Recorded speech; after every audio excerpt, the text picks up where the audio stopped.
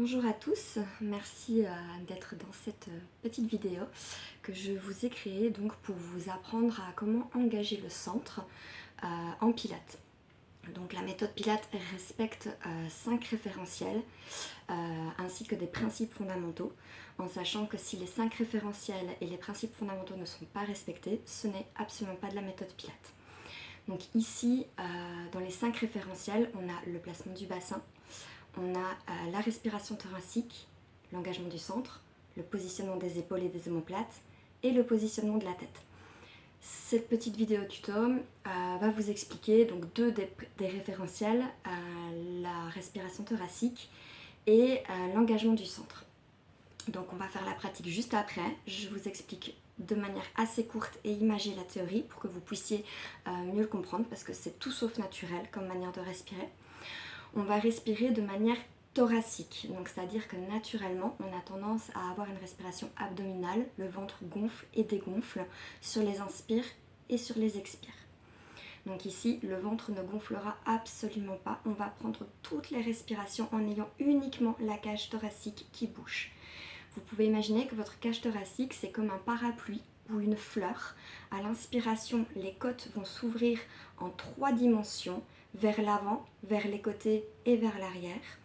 À l'expiration, le parapluie se referme de tous les côtés pour revenir à sa place initiale.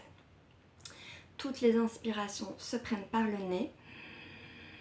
Toutes les expirations se prennent par la bouche, comme si on faisait de la buée sur une vitre. On va coupler cette respiration thoracique avec l'engagement du centre. Donc le centre en pilates, qu'est-ce que c'est? C'est le périnée plus le transverse. Donc muscle profond. Le périnée, comment on l'engage? C'est jamais très glamour quand je l'explique la première fois, mais au moins comme ça, vous avez l'image et c'est parlant. On imagine en gros qu'on se retient d'aller aux toilettes. Vous imaginez que vous avez une fermeture éclair qui part de votre anus, qui remonte vers l'avant et on referme tout ça. On se retient d'aller aux toilettes, on se retient d'aller à selle, on se retient d'aller uriner et le périnée est complètement verrouillé. Le transverse, comment est-ce qu'on va l'engager celui-là? Donc c'est la bande horizontale des muscles abdominaux, la bande la plus profonde des muscles abdominaux. On va imaginer qu'on veut plaquer le nombril vers la colonne vertébrale et remonter le tout. Et une image généralement qui parle à beaucoup de monde, c'est l'idée de rentrer dans un jean qui est trop serré pour soi. Ça, je pense qu'on l'a fait au moins une fois dans sa vie, surtout les femmes plus que les hommes, je pense. Et on a vraiment cette idée de plaquer le ventre et de tout remonter pour pouvoir fermer le jean, ok? Donc c'est ça, mais avec la respiration thoracique, bien évidemment, on n'est pas du tout en rétention d'air. Ok. Donc en pratique, qu'est-ce que ça donne? J'inspire par le nez, les côtes s'ouvrent comme un parapluie. J'expire par la bouche, les côtes reviennent et j'engage en même temps mon périnée, de l'arrière vers l'avant. Je continue, le périnée est engagé, j'inspire à nouveau dans les côtes, le parapluie qui s'ouvre. J'expire pour la deuxième expire, j'engage le transverse, donc on enfile son jean trop serré sur l'expiration.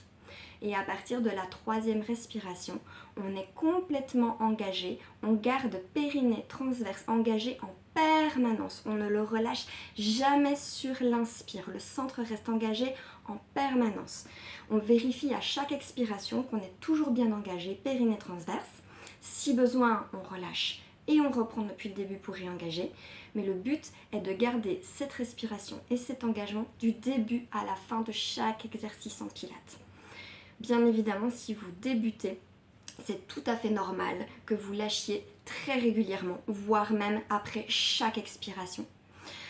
Ce que je vous invite à faire, c'est à pratiquer cette respiration thoracique, pratiquer l'engagement du centre de manière régulière, un petit peu tous les jours. Et vous verrez que c'est la pratique qui vous permettra de maîtriser cette respiration, de maîtriser cet engagement et de pouvoir le garder du début à la fin du mouvement au niveau de vos cours. Voilà, si vous avez des questions, n'hésitez pas. La vidéo juste après, c'est pour la pratique avec moi. Testez. Je vous dis à bientôt.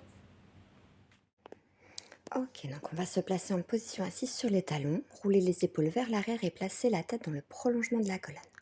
4 doigts à l'avant de la cage thoracique, les pouces à l'arrière. On va inspirer par le nez, les côtes poussent en 3 dimensions et à l'expiration, elles reviennent à leur place initiale. Encore, inspire, ouvre la cage thoracique, expire, reviens. On continue, inspire, à l'expiration, on va venir chercher l'engagement du périnée, donc on referme la petite tirette. Et sur la deuxième expiration, on va venir chercher l'engagement du transverse. Repousse le nombril vers la colonne vertébrale. Nickel. Et garde ensuite le centre engagé pendant toutes les prochaines respirations.